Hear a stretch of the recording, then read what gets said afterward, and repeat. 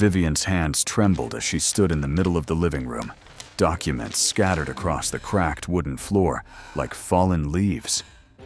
$4 billion. The paper spelled it out in black ink, cold and undeniable. For 2 years, she had skipped meals so her stepdaughter could have new shoes. For 2 years, she had worked 16-hour shifts while her husband watched, saying nothing. Derek stood in the doorway, engine grease still fresh on his calloused fingers, his expression unreadable as a locked door. The same hands that had fixed her broken car 3 years ago. The same hands that had slipped a cheap silver ring onto her finger. The same hands that belonged to the heir of Lawson Corporation. "You pretended to be poor just to marry me?" Her voice cracked like thin ice. He didn't flinch. "I wanted real love."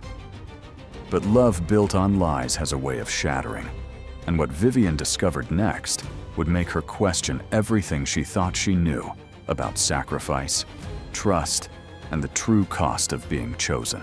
3 years earlier, the morning sun crept through the thin curtains of a rented house on Maple Street, casting pale gold stripes across a kitchen that had seen better decades. Derek Lawson stood at the counter, his broad shoulders hunched over a coffee maker that wheezed and sputtered like an old man climbing stairs. The machine was 15 years old, held together by duct tape and stubbornness, but it still produced coffee that tasted like warmth and routine. He poured the dark liquid into a chipped mug, the ceramic cool against his calloused palms, and allowed himself a moment of stillness before the day began its relentless march forward. The house was small, 3 rooms that had learned to hold everything a father and daughter needed. Water stains bloomed across the ceiling like brown flowers, and the roof leaked in 3 places when it rained, but the walls were clean and the floors were swept. Derek had painted Rosie's room himself, a soft lavender that she had picked from a hardware store sample card, her 7-year-old finger pointing with absolute certainty. That certainty was something he envied. At 38, Derek had learned that certainty was a luxury, something that crumbled the moment you held it too tightly. He heard the soft padding of bare feet on linoleum before he saw her. Rosie appeared in the kitchen doorway, her auburn hair tangled from sleep, her favorite stuffed rabbit dangling from one hand. She was wearing the same pajamas she had worn for 3 nights straight, the ones with the faded unicorns, because she insisted they brought good dreams. Derek set down his coffee and crouched to her level, his knees protesting the movement. "Morning, sweetheart. Ready for breakfast?" Rosie rubbed her eyes with her free hand and nodded, climbing onto her chair at the small kitchen table. The chair wobbled slightly, one leg shorter than the others, but she had learned to balance. Derek moved to the stove, cracking eggs into a pan that had lost its non-stick coating years ago. He added a splash of milk, the way Rosie liked, and stirred with a wooden spoon worn smooth by use. On his wrist, a watch caught the morning light, its face scratched and its leather band cracked with age. To anyone glancing casually, it looked like something picked up at a thrift store for $10. Only someone who knew watches, truly knew them, would recognize the subtle craftsmanship of a 1960s Patek Philippe, passed down from a father who had believed that some things should be inherited rather than bought. Derek never took it off, not even when his hands were deep in engine grease. "Daddy," Rosie said, her voice still thick with sleep, "why don't we have a big house like Jenny's family?" Derek slid the scrambled eggs onto a plate, adding a piece of toast that he had buttered with careful precision. He set the plate in front of her and sat down across the table. His own breakfast, nothing but black coffee. It was a question she asked sometimes, not with resentment, but with the pure curiosity of a child trying to understand the shape of the world. Because the size of a house doesn't measure how much love is inside, sweetheart. Rosie considered this while chewing her eggs. Jenny says her house has a swimming pool. Derek smiled, the expression softening the hard lines of his face. Does Jenny's dad make her special scrambled eggs every morning? Rosie shook her head, a small grin spreading across her face. Jenny's dad is always at work. The phone on the counter buzzed, shattering the morning quiet. Derek glanced at the screen, and his jaw tightened almost imperceptibly. The name glowed harsh and unwelcome. Lawson Corporation. He silenced the call without answering, slipping the phone into his pocket like it was something shameful. Rosie watched him with eyes too observant for her age. "Who was that, Daddy?" "Nobody important," he said, but his voice had lost some of its warmth. "Finish your breakfast. The school bus comes in 20 minutes. He stood and moved to the sink, turning on the water to rinse his mug, his back to his daughter, so she couldn't see the shadow that had crossed his face. In the reflection of the window above the sink, he caught a glimpse of himself, a man who looked every bit the tired mechanic, and nothing like the heir to a $4 billion empire. Later, after he had brushed Rosie's hair into 2 neat braids, after he had checked her backpack for homework and her lunchbox for the sandwich he had made, after he had walked her to the end of the driveway and watched the yellow bus swallow her into its belly of chattering children, Derek stood alone in the silence. The house felt larger when she was gone, the walls stretching outward to reveal all the emptiness he tried not to notice. He pulled on his work jacket. The denim faded to a soft blue, and grabbed the keys to his truck. The pickup was 12 years old, rust creeping along the wheel wells, the engine held together by his own expertise and sheer determination. It started on the second try, coughing to life like a loyal dog with bad joints, and Derek pulled out of the driveway toward the garage, where he spent his days beneath the hoods of other people's cars. The garage sat on the edge of town, a squat building with peeling paint and a sign that read, "Henderson's Auto Repair," in letters that had once been red, but had faded to a tired pink. Derek was not the owner, just the best mechanic Henderson had ever hired, a fact that brought customers from 3 counties over, but did nothing to explain why a man with his skills would accept such modest pay. He was elbow-deep in a Chevy transmission when the tow truck rumbled into the lot, dragging behind it a Toyota Camry that had seen better days. The car was at least 15 years old, its paint oxidized to a chalky finish, its bumper held on by hope and a few determined bolts. Derek wiped his hands on a rag and walked out to meet the driver. What he saw made him pause mid-step. A woman stood beside the tow truck, arguing with the driver about the price, in a voice that was firm but not unkind.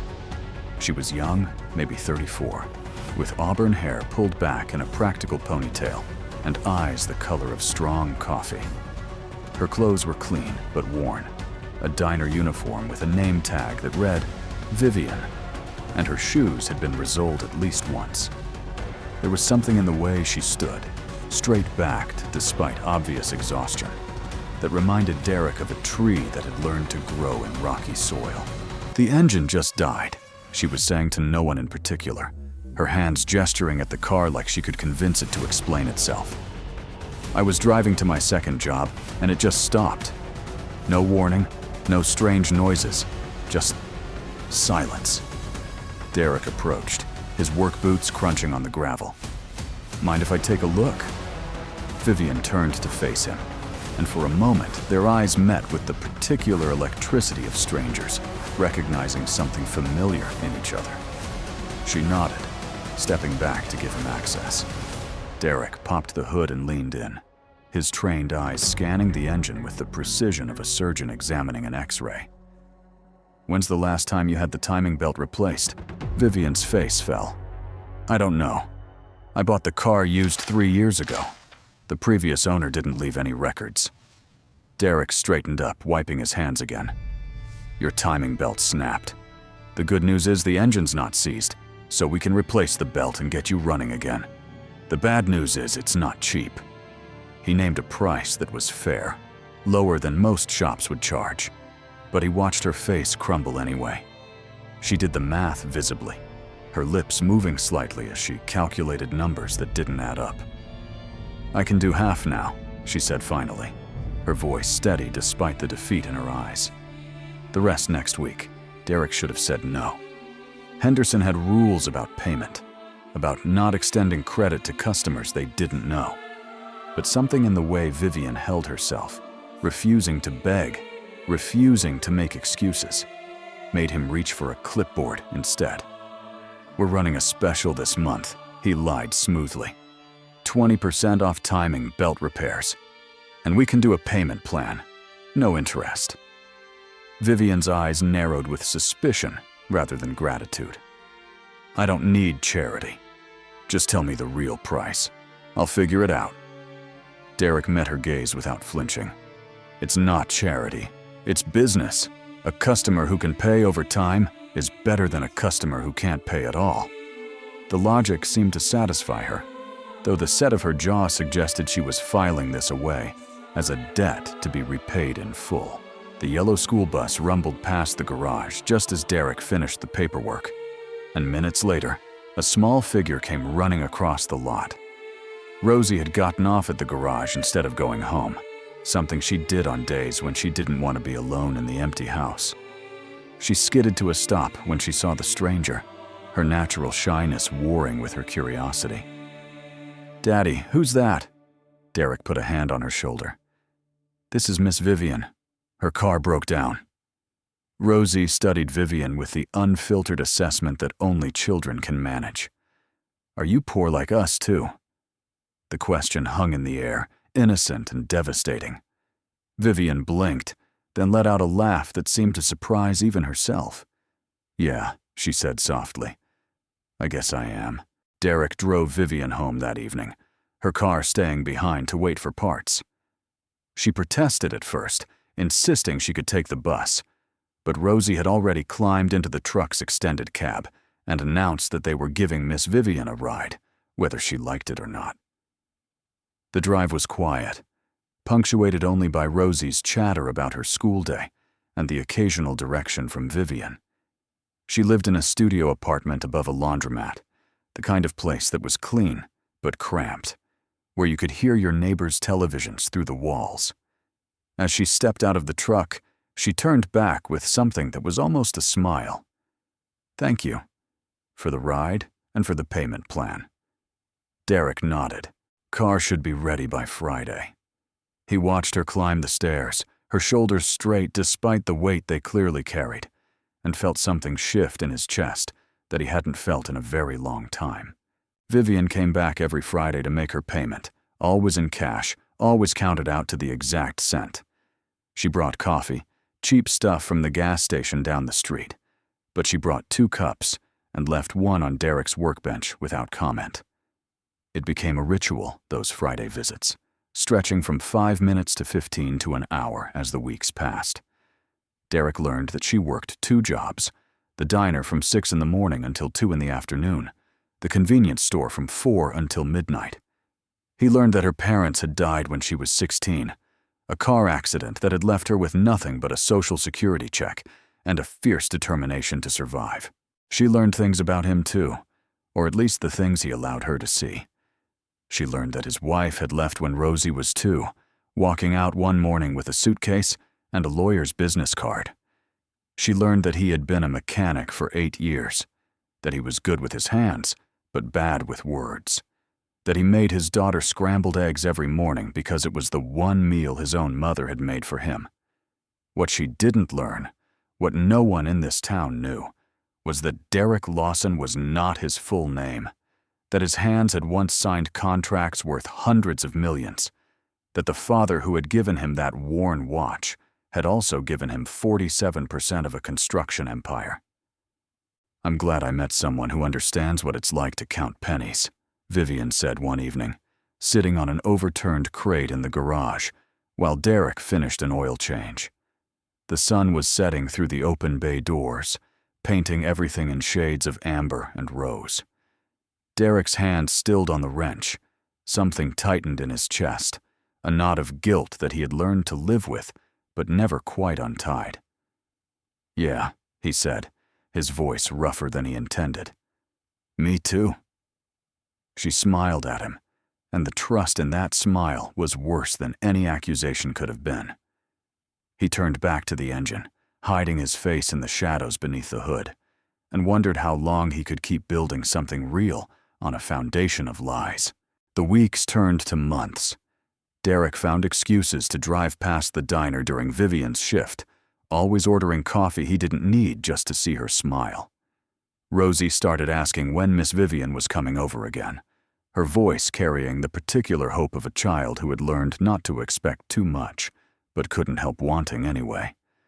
They went on dates that cost nothing, walks in the park where Rosie ran ahead chasing pigeons, hot dogs from a cart by the river, sunsets watched from the roof of the garage where you could see the whole town spread out like a map of ordinary lives. Derek paid for everything, always, the small amounts adding up in ways that should have been impossible on a mechanic's salary. Vivian noticed. She noticed the way he always had cash, the way his hands moved with a precision that seemed too refined for someone who had spent his whole life in garages. She noticed the phone calls he stepped away to take, his voice dropping to a cold register she never heard him use with anyone else. Once, she heard him say, "I told you, I don't want anything from Lawson Corporation. Stop calling." When she asked about it later, he shrugged and said it was just a scam call, some company that kept bothering him about an inheritance he wasn't interested in. The lie came so easily that she believed him, and he hated himself for how relieved he felt. Henderson pulled Derek aside one afternoon, his weathered face creased with concern. "That woman's been coming around a lot," he said, not unkindly. "Vivian. She's a good person, Derek. Works harder than anyone I know." Derek wiped his hands on a rag, not meeting his boss's eyes. "I know. She asked me about you. Wanted to know why someone with your skills works here for what I pay you. I didn't have a good answer." Derek was quiet for a long moment. "Did she believe whatever you told her?" Henderson sighed. "She believed that you're a good man who's had bad luck. Question is that the truth?" 10 months after her car broke down on the side of Route 7, Vivian sat across from Derek at a picnic table in the park, the autumn leaves drifting around them like confetti. Rosie had fallen asleep on the bench beside them, her head in Derek's lap, exhausted from an afternoon of playing. "I never thought I'd have this," Vivian said quietly. "A family. Someone who actually sees me." Derek reached across the table and took her hand. His palm was rough with calluses, but his touch was gentle. "I see you," he said.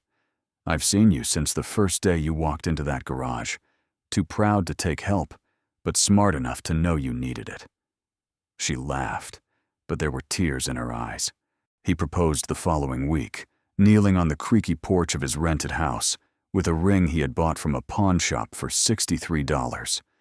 It was silver, not gold, with a small stone that might have been cubic zirconia or might have been glass, and Vivian said yes before he had even finished the question. They were married at the county courthouse on a Tuesday afternoon, Rosie serving as flower girl and witness, the ceremony lasting exactly 7 minutes.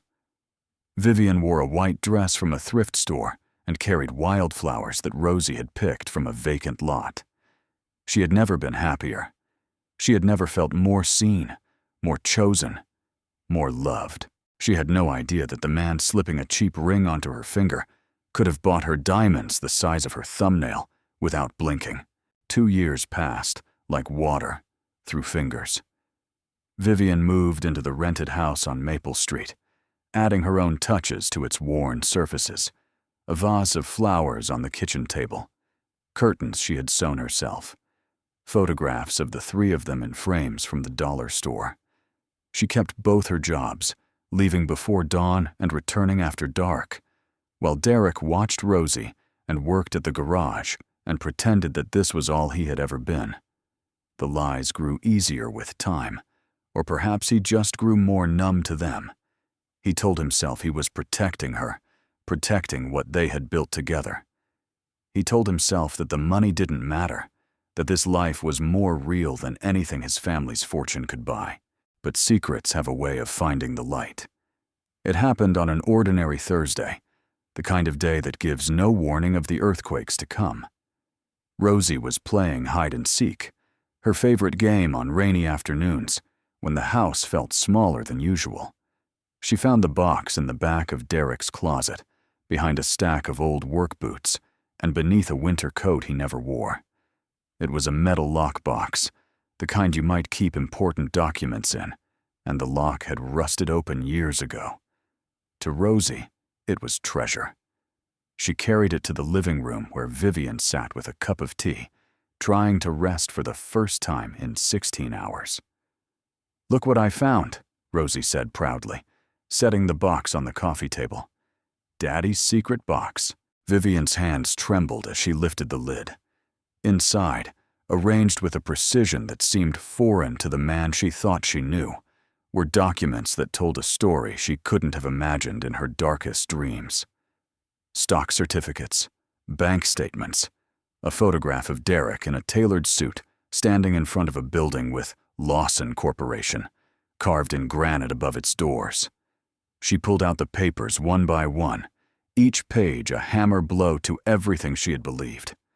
Lawson Corporation. Majority shareholder, Derek Lawson. 47% stake in a construction empire valued at $4.2 billion. Her vision blurred, and she realized she was crying. The memories came flooding back, rewriting themselves with this new truth. The nights she had skipped dinner so Rosie could have new shoes for school.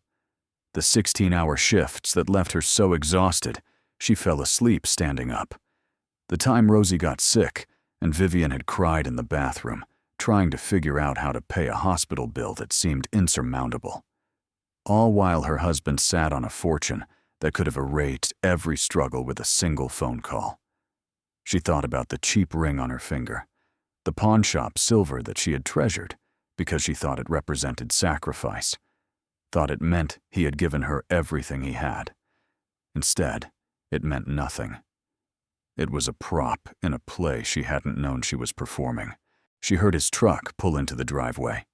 The familiar rumble of an engine she now knew he could have replaced 1,000 times over. She stood in the middle of the living room, the documents scattered around her feet like fallen leaves, and waited. Derek walked through the door with a smile that died the moment he saw her face. His eyes moved from her to the papers to the open box, and something in him seemed to collapse inward, like a building imploding in slow motion. Vivian. Her name in his mouth sounded different now, tainted by everything she didn't know about the man who spoke it. "You pretended to be poor just to marry me?" Her voice came out as a whisper, cracked and broken, because screaming would have required energy she no longer had. Derek didn't move from the doorway. Engine grease still darkened his fingers. The same hands that had fixed her car held her close, wiped her tears when she thought they were both struggling together. "I wanted real love," he said, and the simplicity of the statement was almost worse than a lie would have been. Real love. The words tore out of her now, rough and raw. "I worked 16 hours a day. I skipped meals so Rosie could have new shoes. I cried myself to sleep worrying about bills. And you watched me struggle and did nothing." Derek stepped forward, his hands raised as if approaching a wounded animal. "Vivian, please, let me explain." "Explain what? That our whole marriage was a test? That I was your experiment to see if someone could love you without your money?" "It wasn't like that." His voice broke on the words. "My ex-wife, Carolyn, she married me for the money. She loved the credit cards, the mansion, the status. When I walked away from all of it, she walked away from me. From Rosie. Our daughter wasn't even worth staying for." He ran a hand through his hair, a gesture of desperation. "I needed to know if someone could love me for who I am, not what I have. Just me. So, you let me suffer to prove a point?" Vivian's voice had gone flat now, the anger burning down to something colder, more dangerous. "I watched you count pennies for tips. I watched you skip lunches. I told myself every day that I would find a way to give you more, to build something better for us. But you already had more. You've always had more. You just chose not to use it." She picked up one of the bank statements, the numbers swimming before her eyes. "Do you know what I could have done with even a fraction of this? Do you know how many nights I lay awake, terrified that we wouldn't make rent?" Derek had no answer. For the first time, she saw him truly speechless. A small voice cut through the tension. "Mommy? Daddy?" Rosie stood in the doorway to the kitchen, her eyes red-rimmed, her lower lip trembling. "Why are you fighting?" "I'm sorry I opened the box." The sight of her stepdaughter, this child she had come to love as her own, broke something in Vivian's chest.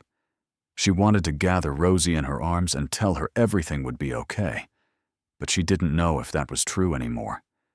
She didn't know if anything she had believed was true. "It's not your fault, sweetheart," Derek said, moving toward his daughter. "This is between Mommy and Daddy." But Vivian was already reaching for her jacket, already moving toward the door. "I need time," she said, and the words felt inadequate for the enormity of what was happening. "I don't know who you are anymore. I don't know if I ever did." Derek's face crumpled. "Vivian, please. Everything I felt for you, everything I feel, that's real. The money doesn't change that. The money changes everything." She was at the door now, her hand on the knob, the cold metal grounding her in a world that had tilted off its axis. "You could have told me the truth 1,000 times. You chose not to. Every single day, you chose the lie." She left without looking back. If she had looked back, she might have seen Derek sink to the floor with Rosie in his arms. She might have seen the tears on his face that matched the ones on her own. But she couldn't afford to see that. Not now. Not yet. The studio apartment above the laundromat was exactly as she had left it, preserved in a kind of amber of her former life. Vivian had kept paying the rent all these years, a small extravagance that she justified as a backup plan, a safety net for a woman who had learned early that safety nets were the only thing standing between you and the void. She sat on the narrow bed, the springs protesting beneath her weight, and stared at the water stain on the ceiling that she had memorized in her years of living here alone. The silence was oppressive, thick and heavy, so different from the constant, gentle noise of a home shared with people you loved. She didn't sleep that night, or the night after. She worked her shifts at the diner and the convenience store, smiling at customers, making change, pretending that her world hadn't cracked down the middle. The routine was automatic, muscle memory carrying her through motions she could perform in her sleep. Her co-workers noticed the shadows under her eyes, the way her smile didn't quite reach its usual warmth, but they didn't ask questions. In places like this, everyone had stories they didn't want to tell. 3 days passed. 4. Vivian stopped eating, not out of any conscious decision, but because food required energy she didn't have. On the 5th day, she collapsed. One moment she was standing behind the counter at the convenience store. The next, she was on the floor, the fluorescent lights swimming above her like fish in a bowl. Her manager called an ambulance. The paramedics asked her name, and she couldn't remember if she was Vivian Cole or Vivian Lawson, or someone else entirely. The hospital was a blur of white walls and beeping machines, doctors speaking in concerned tones about exhaustion and dehydration and malnutrition. She lay in the narrow bed and thought about how strange it was that her body had finally given out, when her heart had already broken days before. Derek arrived within the hour. She didn't know who had called him, didn't know how he had found her, but suddenly he was there, filling the doorway of her hospital room with his broad shoulders and his worried eyes. He didn't say anything. He just sat in the chair beside her bed and took her hand, his calloused fingers wrapping around hers like they had 1,000 times before. She should have pulled away. She should have told him to leave, to go back to his billions and his lies. Instead, she closed her eyes and felt the warmth of his palm against hers, and for the first time in 5 days, she slept. When she woke, the room was dim with evening light, and Derek was still there. He looked like he hadn't slept either, his jaw shadowed with stubble, his eyes red-rimmed and hollow. "Rosie keeps asking for you," he said quietly. "She made you a card. Drew a picture of the 3 of us." Vivian felt tears slide down her cheeks, unbidden and unstoppable. "How is she?" "Confused." "Scared?" "She doesn't understand why you left." "Neither do I," Vivian whispered. "I know why I'm angry. I just don't know if the anger is bigger than everything else." Derek leaned forward, his elbows on his knees, his head bowed. "I spent 8 years hiding from who I was. Not because I was ashamed of the money, but because I was ashamed of what it did to people. What it did to Carolyn. What it almost did to me. That doesn't excuse what you did to me." "No," he agreed. "It doesn't. Nothing excuses it. I was so afraid of being used again that I used you instead, even if that wasn't my intention. I turned our marriage into a test you didn't know you were taking." He looked up at her then, and the raw honesty in his face was harder to bear than his lies had been. "I should have told you the truth the day I fell in love with you. I should have trusted that what we had was strong enough to survive it.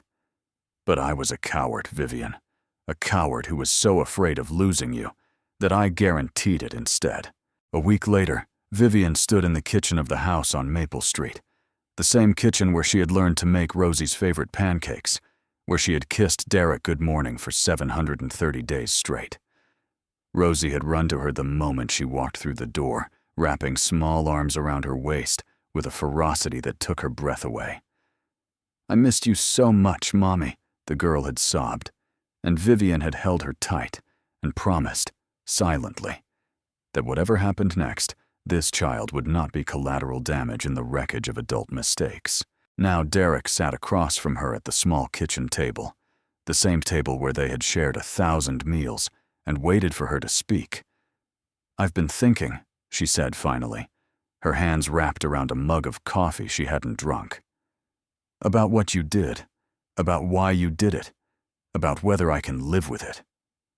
Derek nodded, not interrupting, giving her the space she needed to find her way through the maze of her own thoughts. "If I had known you were rich from the start, I don't know if I would have given you a chance." The words surprised her even as she spoke them. "Not because I would have wanted your money, but because I would have assumed you couldn't possibly want someone like me. Someone with nothing to offer." "You offered everything," Derek said softly. "You offered kindness without expectation. You offered patience when I didn't deserve it. You offered Rosie a mother who chose her, which is more than her biological mother ever did. But I didn't know I was choosing. That's the part that breaks my heart, Derek. I thought we were equals, struggling together, building something out of nothing. I didn't know I was the only one who was really struggling." She set down the mug, her hands steadier than they had been in days. "I understand why you did it. I hate that I understand, because it would be easier to just be angry. But the truth is, I know what it's like to be used for what you have instead of who you are. For me, it was never money, but it was other things. My labor, my body, my willingness to give everything and ask for nothing in return." Derek reached across the table, not quite touching her, leaving the space between them for her to close if she chose. "What do you need from me?" "The truth. From now on, about everything. No more secrets. No more tests.